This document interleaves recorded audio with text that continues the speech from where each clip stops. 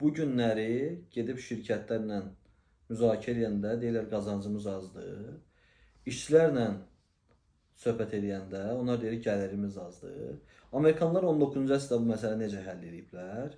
Nə qədər iş görürsən, ona uyğun da əmək haqqı alırsan. Amma bu yaxınlarda problem var, çünki artıq onu ayın adamı, ilin adamı şəklində edirlər və bir müəssisədə yalnız bir nəfər və ya bir neçə nəfər mükafat ala bilir və ya çox əmək haqqı ala bilir. Yaponlarda isə bunu komanda şəklində edədilər. Bu daha uğurlu oldu. Sonra Amerikanlar bu varianta uyğun bir Z variantına çıxardılar. Bu nədir? Yəni bir şirkətdə 100 nəfər işləyirsə, 100-ünün də maaşı 2 qat arta bilər.